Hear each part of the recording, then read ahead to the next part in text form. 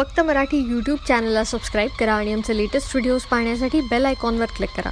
Latest अपडेट्ससाठी आमचा Instagram, Twitter आणि फेसबुक हँडल्सना फॉलो करा। आजच्या अभंगामध्ये जगद्गुरु तुकोबाराय भगवान नारायणाला प्रश्न विचारतात। प्रश्न काय विचारतात, प्रश्नाचं स्वरूप काय, या सगळ्या गोष्टींचा विचार करण्या अगोदर प्रश्न कोण विचारतं हा मुख्य प्रश्न आहे। बघा, या जगात अडचण नाही, समस्या नाहीत, प्रश्न नाहीत असा एकही माणूस आपल्याला शोधूनही सापडणार नाही। फक्त एकटा भगवान सोडला, भगवान श्रीकृष्ण परमात्मा, कारण तो परिपूर्ण साक्षात श्रीकृष्ण नान्य एवही तो परिपूर्णतम आहे। पण बाकी सगळे जी लोक आहेत, सगळी माणसं आहेत, ते अपूर्ण आहे। कुणाकडे विचार भरपूर असतात पण भावनेचा अभाव असतो, काहींकडे भावना असते पण विचाराचा अभाव असतो, काहींकडे भावनाही असते, विचारही असतो, परंतु कृतीचा, क्रियेचा अभाव असतो। म्हणजे वाक्यात आणि वागण्यात कुठेतरी विसंगती आपल्याला बघायला मिळते। आणि म्हणूनच इथं कुणा एक आहे, एक नाही, कोठे काही कोठे काही, कुणाकडे काय कुणाकडे काय, काहीतरी कमी आहेत, काहीतरी उणीव आहेत। आता उणीव असलेला प्रत्येक मनुष्य प्रश्नच विचारतो असं नाही। मग स्वतःच्या उणीवीची जाणीव ज्याला झाली आहे तो प्रश्न विचारतो। एका महात्म्याला कोणीतरी फार गोड प्रश्न विचारला, का हो या जगात सर्वात श्रेष्ठ ज्ञान कोणतं आहे? फार गोड उत्तर दिलं त्या महात्म्यानं। तो महात्मा म्हणाला, स्वतःच्या अज्ञानाचं ज्ञान होणं जगातलं सर्वात श्रेष्ठ ज्ञान आहे। विठ्ठला स्वतःच्या अज्ञानाचं ज्ञान ज्या दिवशी होतं त्या दिवशी प्रश्न विचारला जातो। आपल्यासारख्या सामान्य जीवांचं सोडून द्या, परंतु भगवंताचा लढीवाळ भक्त असणारा भक्तश्रेष्ठ अर्जुन, अर्जुनाचा विचार करा ना। आपण काय बोलला अर्जुन? पहिल्या अध्यायामध्ये युद्ध नाकारलं, मी युद्ध करणार नाही। देवा मी तुला भस्मासूर वाटलो का? ज्यानं माझ्यावर उपकार केले त्याच्यावर अपकार करायला मी भस्मासूर वाटलो? युद्ध करणार नाही। पण देवानं ज्यावेळी अर्जुनाचा हा मोह घालवण्याकरता कान उघडणी केली, मग गीतेच्या दुसऱ्या अध्यायात अर्जुनाला कळालं की मला फार कळत होतं, असा माझा गैरसमज होता, पण मला खरोखर काही कळत नाही। स्वतःच्या उणीवेची जाणीव झाली, मला कळत नाही हे कळायला लागलं। मग गीतेच्या दुसऱ्या अध्यायात 7व्या श्लोकात अर्जुन भगवंताच्या समोर नतमस्तक होतोय आणि सांगतो, कार्पण्य दोषोपहत स्वभावः पृच्छामि त्वां धर्म सम्मूढ चेता यश्रेयस्य निश्चितं गृहीतं मे शिष्यस्तेहम शादी मामत्वं प्रपन्नम। अर्जुन म्हणतो, कृपणता नावाच्या दोषानं माझं अंतःकरण मलिन झालेलं आहे। ऐका, धर्म काय आणि अधर्म काय मला काही कळत नाही। देवा निश्चित स्वरूपात आता तुम्हीच मला ज्ञान सांगा। मी अगदी नेनतेपणानं तुम्हाला शरण आलेलो आहोत। तुम्ही म्हणाल शिष्य होऊन हे ज्ञान मी देईल, तर मी तुमचा शिष्य देखील व्हायला तयार आहे। शिष्य असते हम शादीमामतम प्रपन्नम। अर्जुनाला मला कळत नाही हे कळालं, त्यावेळी अर्जुनानं देवाला प्रश्न विचारला। मग खरी गीता ग्रंथाला सुरुवात दुसऱ्या अध्यायातल्या 11व्या श्लोकापासून झाली। आशोचानन व शोचस्त्वं प्रज्ञावादांश भाषसे, इथून देवानं अर्जुनाचं अज्ञान निवृत्त करायला सुरुवात केली। विठ्ठला विठ्ठला तसं आपल्या ठिकाणी उणीव आहे याची जाणीव ज्याला झाली, मी अज्ञानी आहे याचं ज्ञान ज्याला झालं, तो प्रश्न विचारतो। पण प्रश्नाचं स्वरूप कसं असावं हा देखील महत्त्वाचा मुद्दा आहे। प्रश्न विचारत असताना 3 निकष मी तुमच्या समोर मांडतो। 1, प्रश्न लोकहिताचा असला पाहिजे। 2, प्रश्न जाणीवेतून असला पाहिजे। आणि 3, प्रश्न भला असला पाहिजे। बघा, एका मुद्द्याचं संक्षिप्त स्वरूपात आपण चिंतन करूयात। प्रश्न हा लोकहिताचा असला पाहिजे। निरर्थक प्रश्न विचारून काही फायदा नाही। प्रथम स्कंदा, श्रीमद भागवताच्या प्रथम स्कंदामध्ये ज्यावेळी परीक्षितीला कळालं की 7व्या दिवशी तक्षक नावाचा सर्प येऊन मला दंश करणार, राजा कपडे बदलायला सुद्धा दरबारात गेला नाही, तसाच गंगा तटाकी आला। हजारो वर्ष जगलेले ऋषीमुनी राजाच्या उद्धाराची चिंता करत होते। तेवढ्यात तत्राभवत भगवान व्यासपुत्रो, भगवान व्यासांचे पुत्र असणारे दिगंबर अवस्थेत अलक्षलिंगो, स्त्री कोण पुरुष कोण यातला भेद ज्यांना कळत नाही असे अवधूत वेशात शुकाचार्य त्या ठिकाणी उपस्थित झाले। सगळे ऋषीमुनी शुकाचार्यांच्या चरणारविंदी साष्टांग दंडवत घालतायत। राजानंही त्यांच्या चरणावर दंडवत घातला आणि यथासांग पूजा केली आणि पहिलाच प्रश्न विचारला। मी तुम्हाला सांगतोय प्रश्न कसा असला पाहिजे, लोकहिताचा असला पाहिजे। काय विचारलं राजानं? राजा म्हणतोय, ऐका शुकाचार्य, माझ्या मुखातला पहिलाच प्रश्न अगदी प्रथम स्कंधाच्या शेवटच्या अध्यायात विचारलं, म्रियमानसे किम कर्तव्य, मरणासन्न व्यक्तीनं काय करावं? ज्याच्या हातात 7च दिवस शिल्लक राहिलेले आहेत, अशानं स्वतःच्या उद्धाराकरता काय केलं पाहिजे? मरणाऱ्या माणसानं 7 दिवसात उद्धाराकरता काय करावं हा प्रश्न राजा परीक्षितीनं विचारला. द्वितीय स्कंधाला सुरुवात झाली. पहिला अध्याय. शुकाचार्य व्यासपीठावर बसलेले आहेत, समोर दिग्गज असणारे श्रोते, विद्वज्जन, मान्यवर बसलेले आहेत आणि सगळ्यांना उत्सुकता लागलेली आहे की भागवतातला मुख्य श्रोता राजा परीक्षित आणि मुख्य वक्ता शुक मुनी, मोठा वक्ता आहे, नेमकं काय बोलणार, पहिलं वाक्य काय बोलणार, सगळ्यांना उत्कंठा लागली आणि शुकाचार्य बोलायला लागले. शुकाचार्य म्हणाले, ऐका, वर्यानेशते प्रश्न कृतम लोकहितम नृप. राजा, तू मला जो प्रश्न विचारलाय ना तो वर्याने म्हणजे श्रेष्ठ प्रश्न आहे आणि कृतम लोकहितम, लोकहिताचा राजा तुम्हाला प्रश्न विचारलेला आहेस. लोकहितम. मी तुम्हाला विचारतो, लोकहिताचा प्रश्न कसा काय? 7 दिवसात तक्षक राजा परीक्षितीला दंश करणार आहे की आपल्यालाही करणार आहे?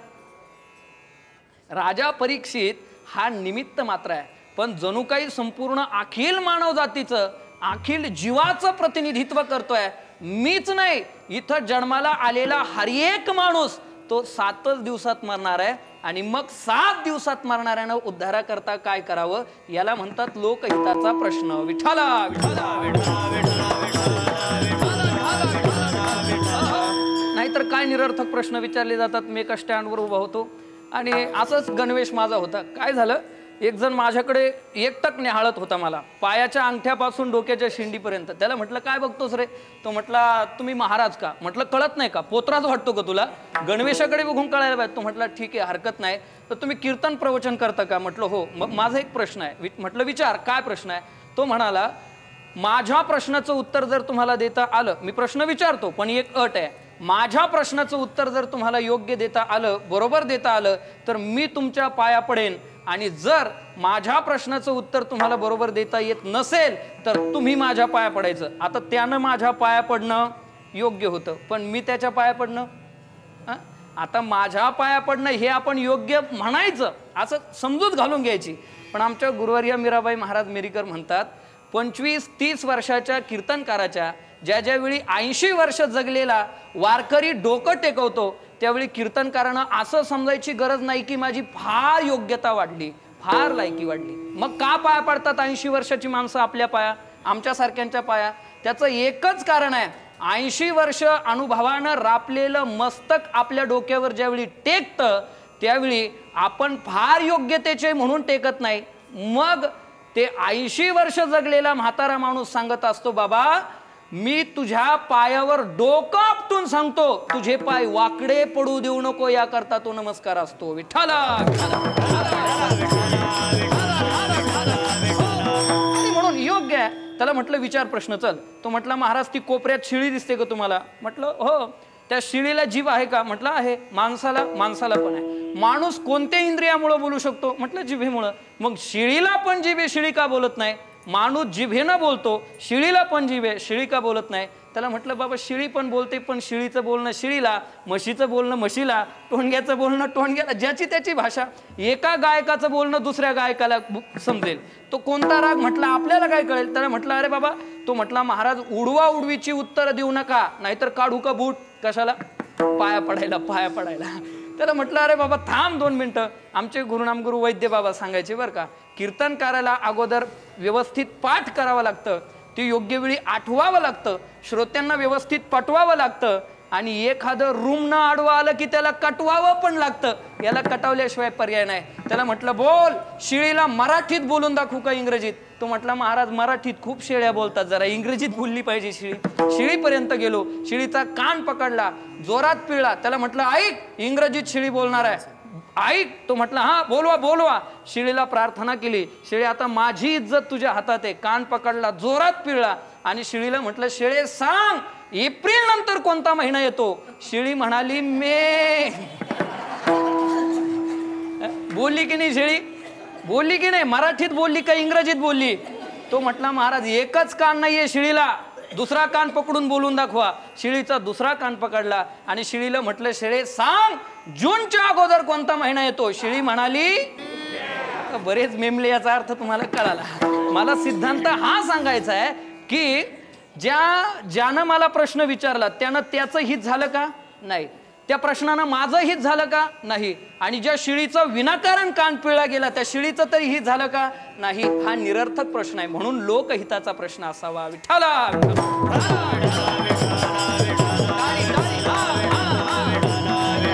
दुसरा जाणून आणि 3 भला अशा स्वरूपाचा प्रश्न असावा. ऐका, श्रीमद भगवद्गीतेच्या 12व्या अध्यायातल्या पहिल्या श्लोकात अर्जुनानं देवाला प्रश्न केलेला आहे. काय प्रश्न केलेला आहे? एवं सतत युक्ता ये भक्तास्त्वं पर्युपासते ये चाप्यक्षरम अव्यक्तम तेषां के योग वित्तमः. अर्जुनाला विचारायचं होतं, देवा तुझं सगुण रूप श्रेष्ठ आहे की निर्गुण रूप श्रेष्ठ आहे? पण देवाच्या सगुण आणि निर्गुण रूपामध्ये भेद करता येत नाही. म्हणून अर्जुनानं जरा गुगली प्रश्न विचारला. अर्जुन म्हणाला, देवा तुझ्या सगुण रूपाची भक्ती करणारा भक्त श्रेष्ठ की निर्गुण रूपाची भक्ती करणारा भक्त श्रेष्ठ? आणि असा अर्जुनाचा कोड्यातला प्रश्न देवानं ऐकला. एवढा जाणून प्रश्न विचारला. मग देव उत्तर देताना म्हणाले, ऐका, अर्जुनाला उत्तर देताना म्हणाले, या किरीटीची या बोला तो जगतबंधू संतोषला आणि म्हणे हो प्रश्न भला आणि जाणीसी करू. अर्जुनानं भला आणि जाणीसी म्हणजे जाणून प्रश्न विचारलाय. तसं आपणही कुणालाही प्रश्न विचारत असताना 1 लोकहिताचा असावा, 2 जाणून असावा आणि 3 भला असावा. हे 3ही निकष आजच्या अभंगात कसे लागू पडतात सांगतो. एकदा भजन करा. विठ्ठला. महाराज, लोकहिताचा प्रश्न आहे. कशावरून? या जगात हित कुणाला कळतं? आमचे संत सांगतात, हित काय अहित काय हे फक्त संत मंडळींना शास्त्रांना कळतं, इतरांना कळत नाही. आणि आजच्या अभंगामध्ये संतांच्या सेवेकरिता प्रार्थना करतायत. एकंदरीत जगाच्या कल्याणाकरता, जगाच्या हिताकरताच संतांची सेवा मागतायत. तुकोबराय फक्त प्रातिनिधिक स्वरूपात आहे, पण ते आपल्याला घडावा अशी तुकोबरायांची भावना आहे. 2 प्रश्न जाणून विचारलाय. कसा काय? जगद्गुरु तुकोबराय भोंगळपणानं म्हणत नाही. काय म्हणत नाही? तुकोबराय असं म्हणत नाही की कोण पुण्य संतांचा होईन सेवक. मग काय म्हणतात? यांचा म्हणजे ज्यांनी द्वंद्व आदी करून विकार दूर केलेले आहेत तेच संत आहेत याची जाणीव तुकोबरायांना आहे. संतांची भेट बहु अवघड आहे याचीही जाणीव आहे. पण जगजितीनं करुणा केली तर संत कृपा करू शकतात, प्राप्त होऊ शकतात याचीही तुकोबरायांना जाणीव आहे. आणि म्हणून जाणून आणि भला का? माणसाचं जगणं त्याच वेळी भलं होत असतं. तुका म्हणे जिने भले संत संगष्टने. आणि कुठेतरी संतांच्याही संगतीची अपेक्षा आजच्या अभंगात केलेली आहे. म्हणून या 3ही निकषांमध्ये आजचा अभंग बसतो. ऐका आता काय, थोडीशी पूर्वपीठिका करणं गरजेचं असतं. अभंगाचं विषय प्रवेश करत असताना थोडीशी प्रस्तावना, थोडीशी घटना. काय झालं? तुकोबराय भगवान नारायणाच्या समोर आज उभे आहेत आणि भगवान नारायणाला म्हणतायत, अरे देवा, मला या जगात संत सेवा फार उत्तम वाटते रे. तुका म्हणे संत सेवा हिची देवा उत्तम, यापेक्षा वेगळं मला उत्तम काही वाटत नाही. मग करा ना तुकोबराय संत सेवा. तुकोबराय म्हणतात, प्रयत्न करतोय पण यश येत नाहीये. त्यावेळी तुकोबरायांना भगवंत म्हणतात, खरं सांगू तुकोबराय, अहो प्रयत्नानं संतांचा सेवक होता येत नाही, त्याकरता पुण्य असावं लागतं. तुम्हाला काय वाटतं माझ्याकडे पुण्य नाहीये का? हो आहे, पण केवळ पुण्य असूनही चालत नाही, त्या पुण्याचं वर्म देखील ठाऊक असावं लागतं. म्हणून जगद्गुरु तुकोबराय देवाला म्हणाले, देवा ऐका, तुम्हीच जर माझे सर्वे असाल, तुम्हीच जर माझे गुरु असाल, माझ्या विठोबाचा कैचा प्रेम भाव आपणची होय देवगुरु, तुम्ही जर माझे गुरु असाल तर आता तुम्हीच सांगा, द्वंद्वातीत महात्म्यांचा सेवक मी कोणत्या पुण्याने होईल? अभंगाचं प्रथम चरण. कोण पुण्याचा